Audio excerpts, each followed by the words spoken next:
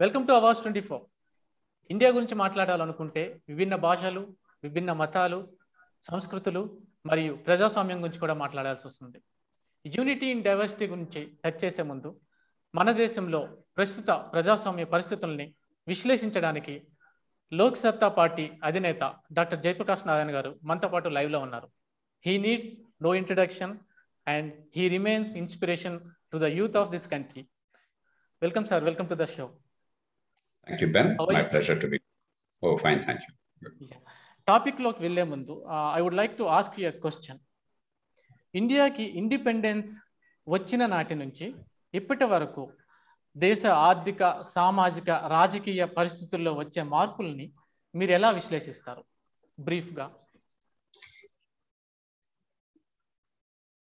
Ben, మనం ఈ మూటిని వేరువేరుగా చూడాలి. మూటికి సంబంధం ఉన్నా కూడా ఆర్థిక పరిస్థితి, సామాజిక పరిస్థితి, రాజకీయ పరిస్థితి మూటి మధ్య సంబంధం అవసరం. కానీ కొన్ని సందర్భాల్లో ఒక రంగం వేగంగా నడవకపోయినా మిగతా రంగాలు దాంతో సంబంధం లేకుండా నడుస్తుంటాయి.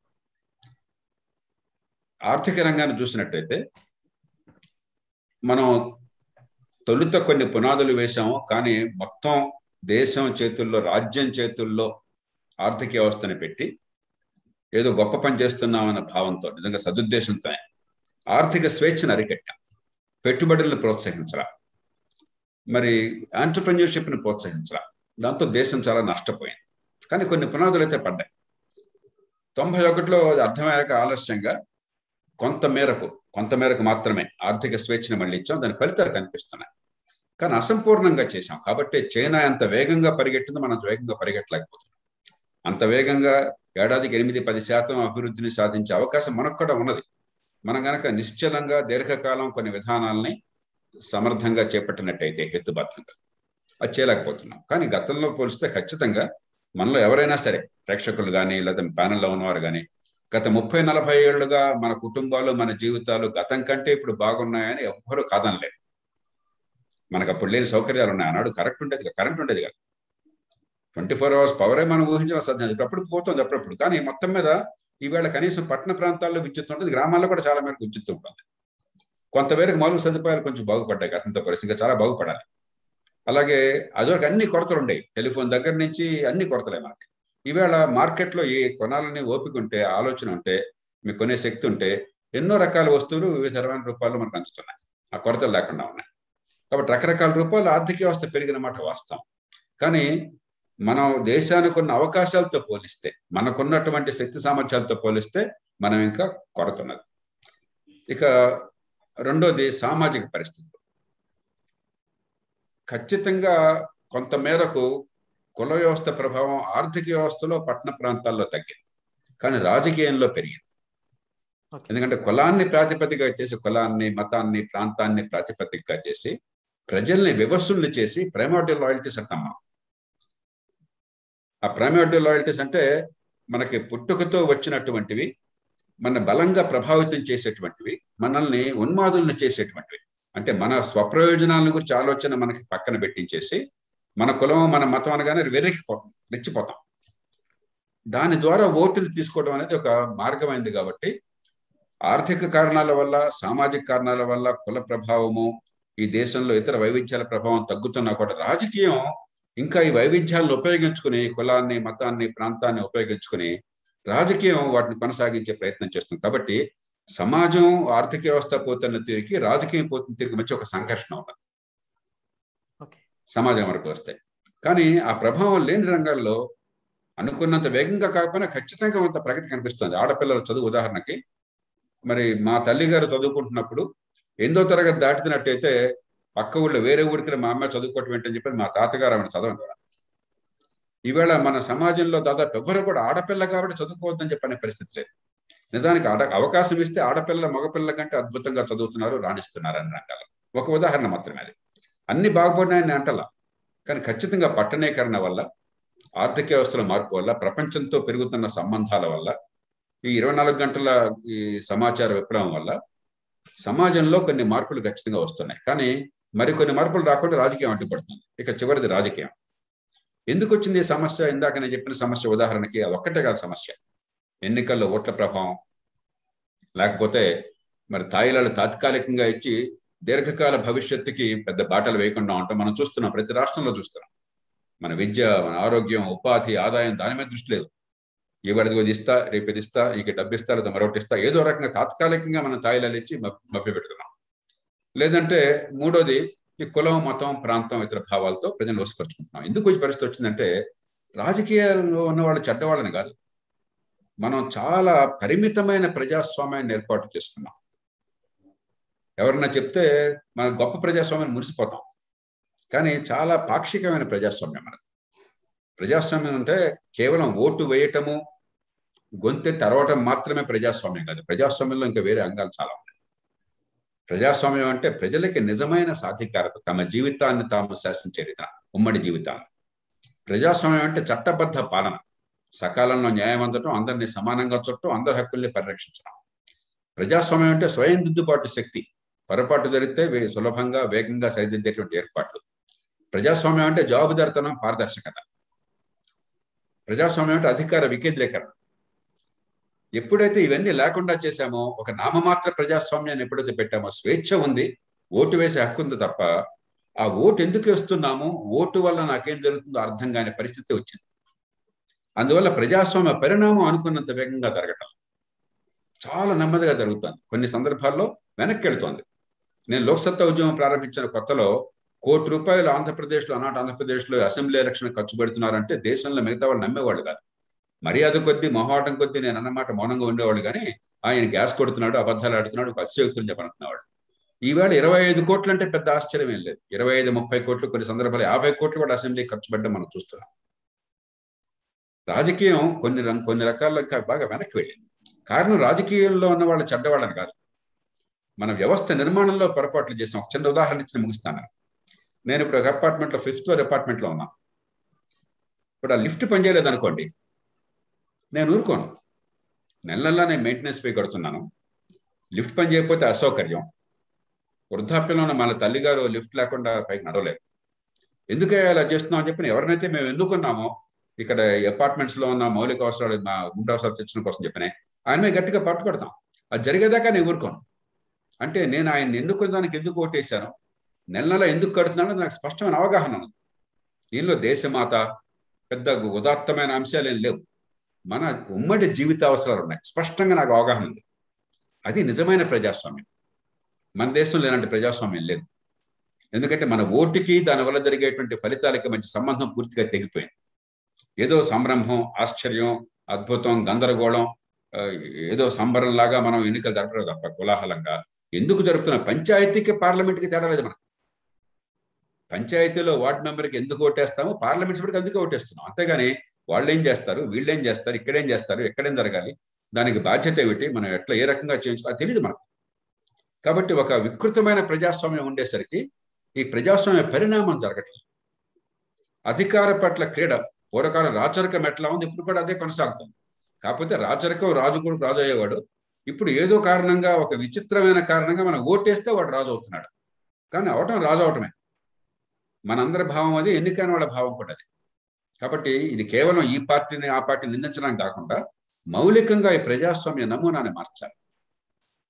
ఓటుకి, దానివల్ల జరిగేటువంటి ఫలితాలకి, కట్టే పన్నులకి, వచ్చే సేవలకి మధ్య సంబంధం ప్రతి పౌరుడికి, చిట్టచూరు ఉన్నవాడికి స్పష్టంగా అర్థమైన రీతిలో దీన్ని పునర్వ్యవస్థీకరించాలి. అక్కడ పూర్తిగా విఫలం చెందాం. అంచేత నేను చాలా ఆశావాదిని. ఈ 3 రంగాల్లో కూడా నిరంతరం ముందుకెళ్తా ఉన్న నమ్మకం. కానీ అది పూర్తిగా చరిత్రకు వదిలేయడం కాదు, మనం చిత్తశుద్ధితో ప్రయత్నాలు చేయాలి. ఎక్కడ పొరపాటు ఉంది, దాన్ని ఎలాంటి వ్యవస్థీకృత ఏర్పాట్లు, ఇన్సెంటివ్స్ అంటాం. What incentives can we alter in order to alter human behavior, in order to alter the outcomes? నాయకత్వం చేయాల్సిన పని, మేధోపర నాయకత్వం కావచ్చు, లేకపోతే ప్రభుత్వంలో ఎన్నికైన నాయకత్వం కావచ్చు, అధికార యంత్రాంగం కావచ్చు, వివిధ వ్యవస్థల్లో కావచ్చు. మనం చేయాల్సింది ఏ విధంగా సమాజ హితాన్ని, వ్యక్తి సుఖాన్ని పెంచడంతో పాటు సమాజ హితాన్ని పెంచగలుగుతాం, పొరపాటు సరిదిద్దగలుగుతాం. అక్కడ ఈ దేశంలో అనుకున్న ఏర్పాట్లు చేయలేకపోతాం.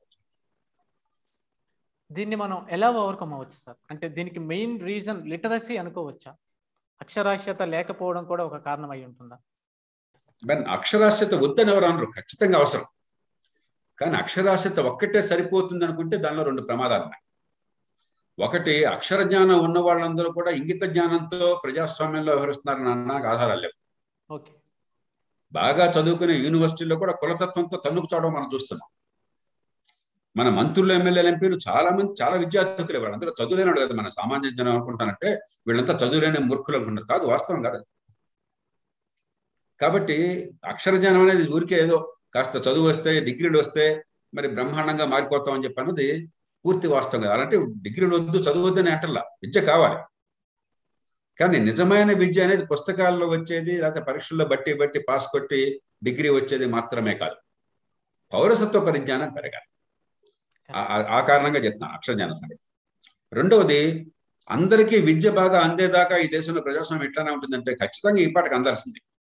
మన దేశంలో గత 70 ఏళ్లలో అతి పెద్ద వైఫల్యం ఏమన్నామంటే విద్య అందరికీ అందకపోవడం. చాలా సిగ్గుచేడు. మనకంటే చాలా పేద దేశాలు చాలా వేగంగా అందరికీ మంచి ప్రమాణాల విద్యను అందించాయి.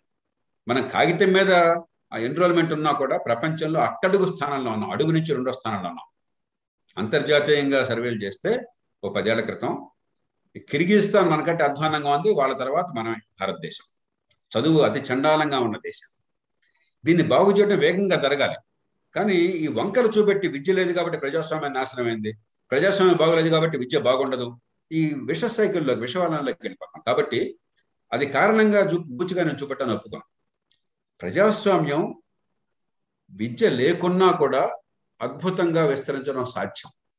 విద్య వద్దని నేను అంటలా, వాదన అర్థం చేసుకోండి. ఖచ్చితంగా మంచి విద్య ప్రతి పౌరుడికి అవసరం ఆధునిక సమాజంలో. కానీ పాఠశాల విద్య, కాలేజీ విద్య లేకున్నా కూడా ప్రజాస్వామ్య విద్య, పౌరసత్వ విద్య అందించడం సాధ్యం. స్థానిక ప్రభుత్వాలు they are schools for democracy. ప్రపంచం అంతా కూడా మన దేశంలో స్థానిక ప్రభుత్వాలను నిర్వీర్యం చేశాం. ఈ 73rd, 74th అమెండ్మెంట్స్ తీసుకొచ్చాం ఉదాహరణకి, మంచి ఉద్దేశంతో, అట్టహాసంతో. కానీ they are over structured, under powered institutions. రసహీనమైనటువంటి, నిరర్ధకమైనటువంటి, ఊరికి ఉత్సవ విగ్రహాలుగా మార్చేసి, అదే కనుక ప్రజలకి బాధ్యతతో కూడిన అధికారాన్ని ఇచ్చి జవాబుదారితనాన్ని పెట్టినట్టయితే చాలా వేగంగా ప్రజలకు అర్థమయ్యేది మన అధికారానికి పరిమితులు ఏంటి, అవకాశాలు ఏంటి, ఏ రకంగా మన జీవితాలను ఉమ్మడిగా సర్దిద్దుకోవాలని. ఎక్కడ ఆ ప్రయత్నం జరిగిందో, ఉదాహరణకి వర్గీస్ కురియన్ సహకార సంఘాల్లో స్వయం ప్రతిపత్తి కోసం పోరాడారు. ఎక్కడ మంచి స్వయం ప్రతిపత్తితో సహకార సంఘాలు పనిచేస్తున్నాయో అద్భుతంగా రాణిస్తున్నాయి. చాలా చోట్ల పెరుగు సహకార సంఘము, మామూలు రాజకీయ ప్రాబల్యము, లేకపోతే అధికారుల ప్రాబల్యము, ప్రభుత్వ నియంత్రణ, స్వప్రయోజనం అర్థం కాకుండా ఉంటాం, అక్కడ నాశనం అవుతున్నాయి. అలాగే కొంతమంది చూపెట్టారు. ఉదాహరణకి ప్రకాశం జిల్లాలో ఎప్పుడు 35 ఏళ్ల క్రితం నేను చూపెట్టాను. సామాన్య ప్రజలు ఎకర 2 ఎకరాలు ఉన్న రైతులందరినీ కూడా సంఘటితం చేసి 2 లక్షల ఎకరాల నీటిపారుదల 2.5 సంవత్సరాల కాలంలో అతి తక్కువ ఖర్చుతో, దానిలో సగం డబ్బులు ప్రజలు ఖర్చు పెడుతుంది. మొత్తం ఉమ్మడి ఆంధ్రప్రదేశ్లో 23 జిల్లాల్లో 25 ఏళ్లలో 1,10,000 ఎకరాల నీటిపారుదల వస్తే దాని ఖర్చు ఎకరాకు ఆ రోజుల్లో 10-15 వేల రూపాయలు అయింది. సంవత్సరానికి ఒక 500 రూపాయలు ప్రభుత్వం అదనంగా ఖర్చు పెట్టేది. ఆనాడు నేను చెప్పేది, ఈవేళ టెక్కలు అయిపోకుండా, ఇవాళ దానికి 20 రెట్లు 30 రెట్లు వేసుకోండి. ఆనాడు నేను చేసిన పథకాల్లో 2,000 రూపాయలు 3,000 రూపాయలు ఖర్చు అయింది. దానిలో సగమే ప్రభుత్వం పెట్టింది, మిగతా ప్రజలు పెట్టి ప్రతి రూపాయి మళ్ళీ బ్యాంకులు చెల్లించారు. దాని నిర్వహణ వాళ్లే చూస్తున్నారు సొంతంగా. 2 లక్షల ఎకరాలు 23 జిల్లాల్లో 25 ఏళ్లలో జరిగిన దానికంటే ఒక్క జిల్లా 2.5 ఏళ్లలో రెట్టింపు జరిగింది. అంతకంటే 5వ వంతు ఖర్చుతో జరిగింది. శాశ్వతంగా నిలిచింది. ఆ ప్రజలకు నమ్మి వాళ్ళకి బాధ్యత పెట్టాను. నేను చేయాల, నేను చేస్తే సాధ్యమయ్యేది కాదు. కాబట్టి ఇలా ఎక్కడైతే నిజంగా చిత్తశుద్ధితో, ఇంగిత జ్ఞానంతో నిజమైన ప్రజాస్వామ్యాన్ని నెలకొల్పి ప్రజలకి స్వప్రయోజనం అర్థమయ్యేట్టు చేశామో అద్భుతంగా రాణించారు. దానికి కాలేజీ విద్య అక్కర్లా. అంచేత విద్య అవసరమే, కానీ విద్య అనే ఒక మాట అనేసి వదిలేస్తే అది చాలా రసహీనం అవుతుంది. ప్రపంచ దేశాలతో పోలిస్తే అతిపెద్ద ప్రజాస్వామ్య రాజ్యం అని చెప్పుకుంటుంటాం భారతదేశం. మనలాగే ప్రజాస్వామ్య దేశాలు వేటితోనైనా మనం పోల్చుకోవచ్చు. మన ఇండియన్ డెమోక్రసీని వేరే డెమోక్రటిక్ కంట్రీతో పోల్చుకోవచ్చు. ఇంత జనాభా ఉన్న దేశం కాబట్టి మనకు పోలిక సాధ్యం కాదు. కానీ జనాభా వైవిధ్యం ఇంత కాకపోయినా చూస్తే కొంచెం ఒక రకంగా పాకిస్తాన్ ఒక 20-25 కోట్ల జనాభా ఉంది, బంగ్లాదేశ్ 20-20 కోట్ల జనాభా ఉంది, ఇండోనేషియా 20-20 కోట్ల జనాభా ఉంది, నైజీరియా ఉన్నది, ఆఫ్రికాలో ఇంకో పెద్ద దేశం మరి మన ఈజిప్ట్ ఉన్నది. సరే, సంపన్న దేశాల్లో అమెరికా ఉన్నది, ఫెడరల్ దేశము, వైవిధ్యభరితమైన దేశము. ఇట్లా కొన్ని దేశాలు చెప్పచ్చు. కానీ ప్రతి దేశానికి ఆ దేశం చరిత్ర, అక్కడ సందర్భం ఉంటుంది. కానీ కొన్ని విషయాలు నేర్చుకోవచ్చు మనం. కొన్ని విషయాలు గతానుభవం నుంచి నేర్చుకోవచ్చు. కొన్నిట్లో మనం బాగా చేసాం. ఉదాహరణకి పాకిస్తాన్, బంగ్లాదేశ్ చేయలేని పని మనం చేయగలిగాం. ఎందుకని? తొలితరం నాయకత్వం కాస్త ముందు చూపుతూ వ్యవహరించింది కాబట్టి. కొన్ని రాజ్యాంగబద్ధ సంస్థలను ఏర్పాటు చేయటము, ఎన్నికలు సకాలంలో జరపటము, స్వేచ్ఛగా పోటీపడి ఎన్నికల్లో మంచి చెడు నెగ్గటము, నెగ్గిన వాళ్ళు అధికారంలో అక్కడ ఉండడము, నిజంగా బాధ్యత నెరవేర్చడము, కొన్ని పద్ధతులు ఏర్పాటు చేశాం. ఫలితాలు బాగా వస్తున్నాయి కాదు, అది కూడా ఏర్పాటు చేసుకోలేకపోతే నియంతృత్వాలు, గందరగోళాలు ఆ దేశాల్లో వచ్చినాయి. అది మినహాయిస్తే మన సమస్య ఏంటంటే మన ప్రజాస్వామ్యం అద్భుతమైనది, మనం ఎవరి దగ్గర నేర్చుకోక్కర్లేదు, మమ్మల్ని మించిన వాళ్ళు అని చెప్పిన ఒక రకమైన విచిత్రమైనటువంటి ధోరణిలో మనం ఉన్నాం. మన దేశం పట్ల గర్వించే వాళ్ళలో నేవకండి, చాలా ఆశావాదుల్లో నేవకండి. అంటే అర్థం గుడ్డెద్దు చెలోబట్టట్టు పోవటమో కాదు, చుట్టూ ఉన్న ప్రపంచం నుంచి మన అనుభవం నుంచి నేర్చుకోకుండా ఉండడమో కాదు, అన్ని అద్భుతంగా ఉన్నాయని ఎగసిపడ్డమో కాదు. కొన్ని రంగాల్లో మీరు చూస్తే చైనా ప్రజాస్వామ్య దేశం కదా, అక్కడ ఓటు లేదు, మనం అనుకునే రకం స్వేచ్ఛ లేదు. కానీ కొన్ని రకాల్లో మనకంటే ప్రజాస్వామ్యం ఉంది అక్కడ. ఉదాహరణకి చైనాలో స్థానిక ప్రభుత్వాలు చాలా బలమైనవి. బీజింగ్ నుంచి వాళ్ళని శాసించక్కర్లా, ఒక రాష్ట్ర రాజధాని నుంచి శాసించక్కర్లా, నిర్ణయాలు స్థానికంగా జరుగుతాయి. చాలా చోట్ల డెలిబరేటివ్ డెమోక్రసీ అని చెప్పిన ఒక వినూత్నమైన ప్రక్రియ, పౌరుల్ని ఎన్నిక ద్వారా కాకుండా ర్యాండమ్ శాంప్లింగ్ ద్వారా తీర్చి వనరులు ఏమన్నాయి, ఏమేమి పథకాలు ఆలోచిస్తున్నాం, మీరంతా కూర్చుని చర్చించి నిర్ణయం చేయండి అని చెప్పని ఏర్పాటు చేస్తున్నారు. అదొక ప్రజాస్వామ్య ప్రక్రియ. మంచి విద్య ప్రతి బిడ్డకి డబ్బుతో సంబంధం లేకుండా అందించి ఏర్పాటు చేస్తున్నారు. అది నిజంగా ప్రజాస్వామికీకరణ సమాజం. ప్రజాస్వామికీకరణ అన్నదాన్ని మనం కేవలం ఓటు, అరిచే హక్కు, ఓట్ అండ్ షౌట్, దానికే పరిమితం చేస్తే అప్పుడు ఏదో బ్లాక్ అండ్ వైట్గా ఉంటుంది. కానీ ప్రపంచం బ్లాక్ అండ్ వైట్ కాదు, దీనిలో చాలా వైవిధ్యం ఉన్నది. అది మనం అర్థం చేసుకుంటే మన గతం నుంచి మనం చేస్తున్న దాని నుంచి మంచి నేర్చుకుంటాము, మన పొరపాట్లను సరిదిద్దుకుంటాం, ఇతరుల నుంచి మంచి నేర్చుకుంటాం. నేను కెన్యా వెళ్ళినప్పుడు చాలా ఏళ్ల క్రితం, 2001లో, 20 ఏళ్ల క్రితం, అక్కడ ఎన్నికల్ని మొట్టమొదటిసారి 27 ఏళ్ల నియంతృత్వం తర్వాత ఎన్నికలు జరుగుతుంటే ఆ ఎన్నికల పరిశీలకుడిగా నేను వెళ్ళాను, కామన్వెల్త్ అబ్జర్వర్స్ గ్రూప్లో భాగంగా. నేను నవ్వుకుపోయాను. ప్రజాస్వామ్య అనుభవం లేని దేశంలో ఒకే రోజున రాష్ట్రపతికి, పార్లమెంటుకి, స్థానిక ప్రభుత్వాలకు ఎన్నికలు జరిపి మర్నాడు పొద్దున కల్లా ఫలితాలు వెలువరించారు. మనం 3 నెలలు అట్టహాసం చేస్తున్నాం. 2, ఆ ఎన్నికల్లో ప్రాథమిక ఎన్నికలు, ప్రైమరీ ఎలక్షన్లు పెట్టి నియంతగా ఉన్న రాష్ట్రపతి కొడుకు కూడా ఎంపీ సీటుకు పోటీ చేయకుండా ఆపగలిగారు. ఎందుకంటే ముందుగా పార్టీ తరపున పోటీ చేయవద్దు, ఒక ప్రైమరీ ఎలక్షన్ పెట్టారు, దాన్ని ఎన్నికల సంఘం నిర్వహించింది. నియంత కొడుకైనా కూడా, అధికారంలో ఉన్న రాష్ట్రపతి కొడుకైనా కూడా ఆయనకి అక్కడ పార్టీ సభ్యులు ఓటు వేయాలి, ఆయన ఎంపీ సీటు కాండిడేట్ కాలేకపోయినాడు. భారతదేశంలో ఈవేళ కూడా ఉందని చెప్పగలమా? తెలంగాణలో కేసీఆర్ కానీ, ఆంధ్రప్రదేశ్ జగన్ కానీ, లేకపోతే ఢిల్లీలో నరేంద్ర మోదీ కానీ, మరో రాష్ట్రంలో మరొక నాయకుడు కానీ తలుచుకుంటే వాళ్ళ కొడుకో కూతురో వాళ్ళకి కావలసిన వాళ్ళు క్యాండిడేట్ కారు ఆ పార్టీకి చెప్పగలరా మీరు? మరి కెన్యాలో ప్రజాస్వామ్యం బాగుందా? కొన్ని రకాలుగా మనకు ప్రజాస్వామ్యం బాగుందా? మనం కోపస్థ మండూకాల్లాగా, బావిలో కప్పల్లాగా ఉండి మనం చాలా అద్భుతంగా ఉందనుకుంటున్నాం. మనకు కొన్ని బాగున్నాయి, కొన్ని మనం నేర్చుకోవాల్సినవి ఉన్నాయి. కాస్త తెలుగులో పదం రావట్లేదు, హ్యూమిలిటీ కావాలి, మంచి వినమ్రత కావాలి.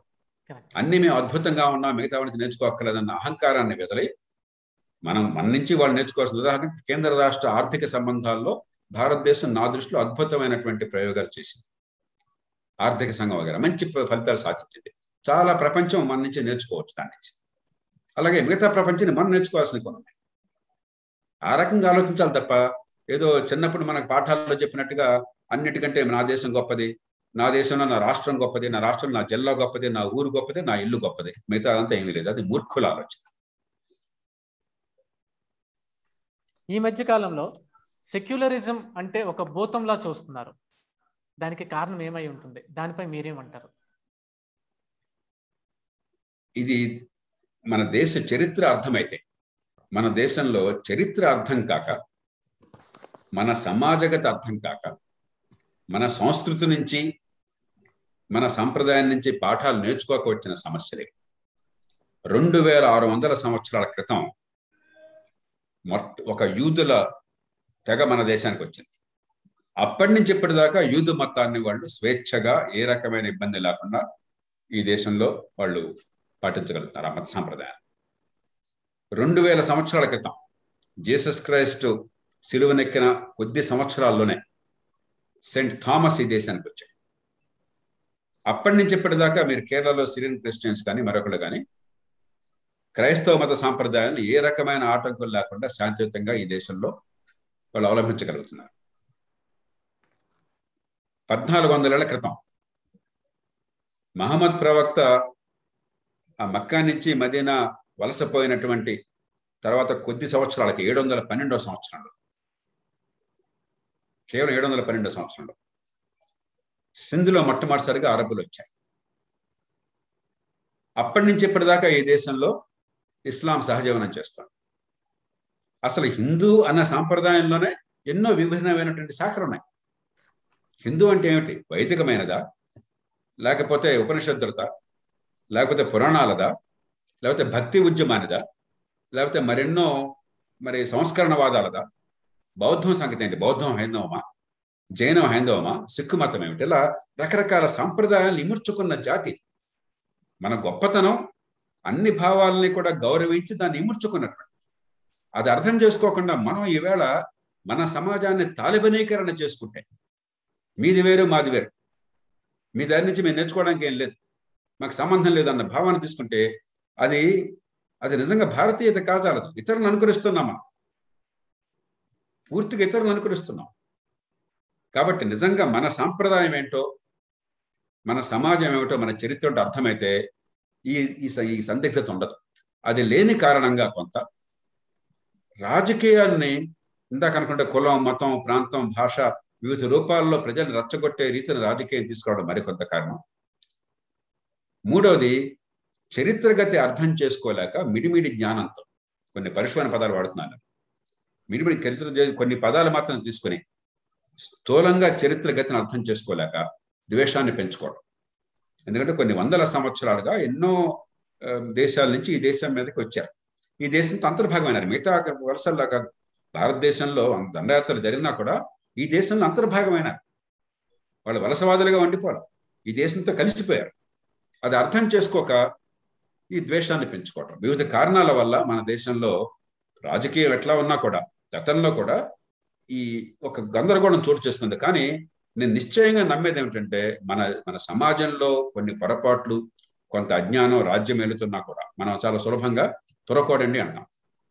అంటే టర్క్ అన్న బాధ నుంచి వచ్చింది. కానీ తురక అన్న మాట సదుద్దేశంతో అన్న మాట కాదు, అది ఒక భూత పదంగా, ఒక చెడు మాటగా వాడుతున్నాం.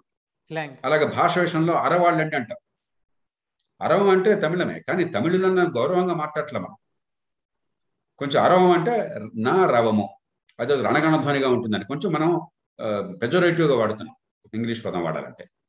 అలాగే ఉత్తరాది వాళ్ళు, దక్షిణాది వాళ్ళు, దక్షిణాది వాళ్ళు, ఉత్తరాది వాళ్ళు ఇలా అనుకోవచ్చు. కానీ ఇవన్నీ పక్కన పెట్టేస్తే మౌలికంగా ఒక గేట్ దాటిన తర్వాత ఈ దేశంలో ప్రజలు హింసని కానీ ద్వేషాన్ని కానీ అంగీకరించరు. కానీ గీత లోపల అన్ని సమాజాల్లో ఉన్నట్టుగా మన సమాజంలో కూడా ఈ పరస్పర భయాందోళనలు, స్పర్ధలు, ఇతరులను తిరస్కరించడాలు, ధ్వంసంట అంటారు, ఇలాంటి సంస్కృతి ఉన్నది. కాబట్టి సమాజం నా దృష్టిలో ప్రపంచంలో చాలా ఎక్కువ సమాజాల కంటే మన సమాజంలో అందరినీ కరిగిపోయే సంస్కృతి ఉన్నది. కానీ దాన్ని నిరంతరం ఆ దారులను పెట్టాలంటే నాయకత్వం దానివల్ల ప్రయోజనాన్ని మనకు అర్థమయ్యేట్టు చెప్పాలి. నేను ఎప్పుడు చెప్తుంటాను, ఒక చిన్న గీత ఉంటే ఒక గీతని చిన్న చేయాలంటే దాని పక్కన పెద్ద గీత గీయండి. ఊరికే మనం ఉపన్యాసాలు ఇస్తే చాలు, మతం వద్దు, ద్వేషం వద్దు అని చెప్పని. అంతకు మించిన వ్యక్తి ప్రయోజనాన్ని మనం చూపెట్టగలగాలి. నా పిల్లలకి మంచి చదువు కావాలి, మా అమ్మాయికి బాగా చదువు కావాలి అంటే ఆ టీచర్ హిందువా, ముసల్మానా, ఆయన కులం ఏంటి, మతం ఏంటి నేను చూడను. మా అమ్మాయికి బాగా చదువు వస్తుందా లేదా ఆయన పైన చూస్తాను.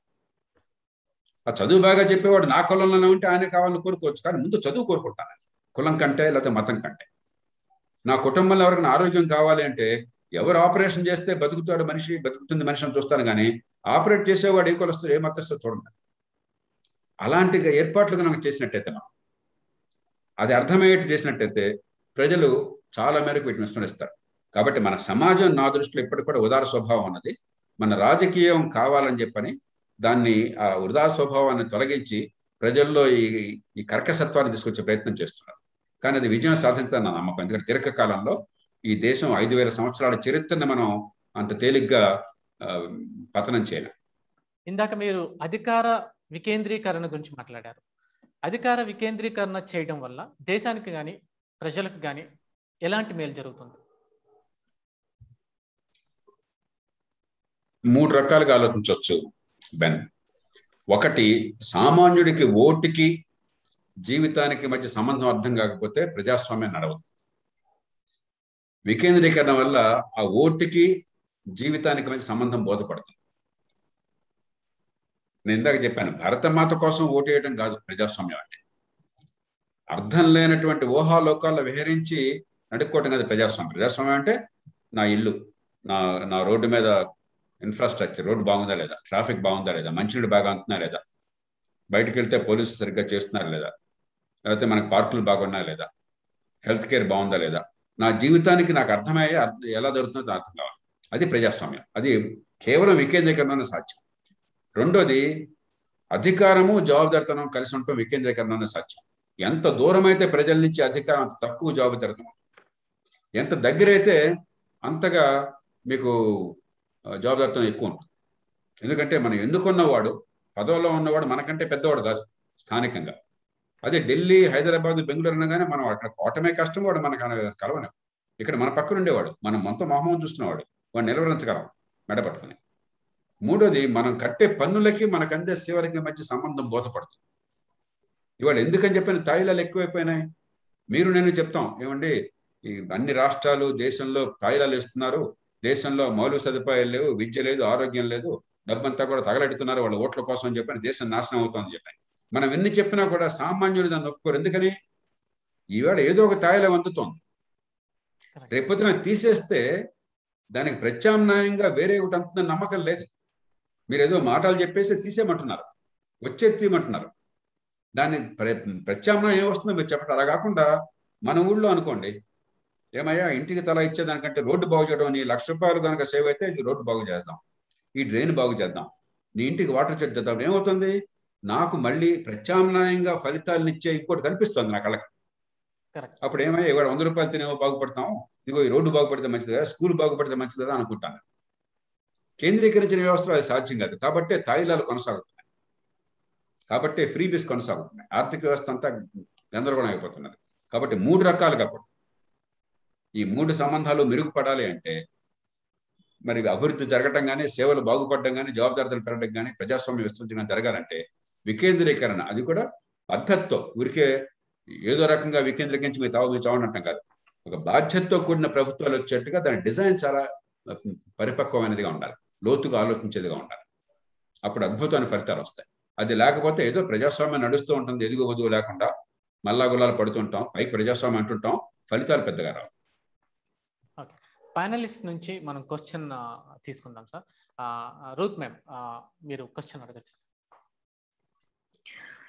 You told us that the politicians are not at fault, but then should the leaders be criticized or no? Ruth, I'm not saying they are completely free from guilt. Sir, what I'm saying is, in India, typically, the discourse is that so-and-so is bad. Politicians are bad, bureaucrats are bad. That's the kind of discourse. That is the unproductive discourse. What I'm saying is they're as much victims as they are villains. If you assume that every elected person in the country, from a panchayat member to the prime minister, is an evil fellow, all evil fellows are going and sitting there, all good people are outside, then that's a different thing. But that's not true. We all know that. What I'm arguing is there are certain compulsions inherent in the system. The challenge is not to criticize XYZ. That's the easy part. In India, we always do it. In all your B-grade films, you have politician villains and the hero ultimately shoots them down or something. But that's a very juvenile approach to public life and running a society. And every organ of state is equally guilty, not merely politicians. Bureaucrats are nice fellows. The average employee in government in India, his or her income is 7 times that of the per capita income in this country. Most of them are unaccountable, inefficient, and corrupt. 58% of Indian families, I'm citing real data, 58% of Indian families are compelled to give a bribe in a given year for something or other, somewhere or the other. You think courts are all wonderful? There are 3.5 crore cases pending in courts. Cases take decades, years and decades. Nobody is confident of getting justice in courts. That's why most people avoid courts. That's the reason why you have very low civil litigation, very high criminal cases. But criminal cases cannot be avoided. Civil cases, if you don't go, there's no civil case. That means you're suffering injustice silently. So the broader point I'm making is, there's no point vilifying somebody. There is an across-the-board crisis. There's a reason for the crisis, or a set of reasons for the crisis. Understand that, institutionalize, alter the incentives, and change the outcomes. It is in that context I'm saying, I hold no brief for politicians, and nor do I hold any anger against them. In an imperfect democracy, in a very, very immature democracy, all these are inevitable distortions. My argument is, we can overcome them. We can accelerate the process of evolution. We can improve democracy very quickly with a bit of common sense, with a bit of wisdom. That's the context in which I'm making these comments. You were talking about the development after the independence, and you started, we have development more in 90s. So shall we give credit to the first leaders or no? No, you said development more than 90, you said? Development in the 90s is more, you said. No, after 91, because of economic liberalization, the growth rate definitely hastened. There's no question about it. The early leaders did some good things and some bad things. The good things are focusing on some infrastructure, some investment, and some institution building. The bad thing is not recognizing that economic freedom, competition, choice, entrepreneurship are at the heart of economic growth. They thought the state is at the heart of economic growth. That was a fundamental fallacy until 1991. But otherwise, they were well-meaning, but they messed up. But because they built some institutions, without the IITs that they built, without some other institutions of excellence they built, probably we could not have had the advantages that we have today. We are squandering many advantages today also, but at least we have the advantages today. Unlike many other poor countries, India is not starved of human capital. We have plenty of doctors, engineers, if only we want to utilize them rightly. Yes. So, again, there's no point vilifying. At a particular historical context, we made some choices, and it's not merely a leader, it's a society that made the choices. The leaders are a reflection of society. The society doesn't want it, leader wouldn't have done it. We wanted it. We believed in that. History taught us otherwise, that some of these beliefs are misplaced. We changed course, but we didn't change course fully. Wherever we changed course effectively, we got results. But there's a lot to be done. Agriculture is still controlled. Education is a thoroughgoing mess. We are one of the worst countries in the world in healthcare systems. Rule of law is in shambles. Power is too centralized. So there's a whole lot of labor laws. In the guise of protecting labor, they actually prevented employment generation and undermined the unorganized sector, which is 92% of India's workforce. So there are many, many deficiencies even today. And there are compelling reasons based on evidence and logic why and how we should address them. We need to address them without too much of further delay. Already we lost precious time. రాజకీయంగా లేదంటే development పరంగా north రాష్ట్రాలతో పోలిస్తే south రాష్ట్రాలకి అన్యాయం జరుగుతుంది అనే ఒక వాదన ఉంది. అది ఎంతవరకు నిజం? అది నిజమైతే దానికి కారణాలు ఏమై ఉంటాయి?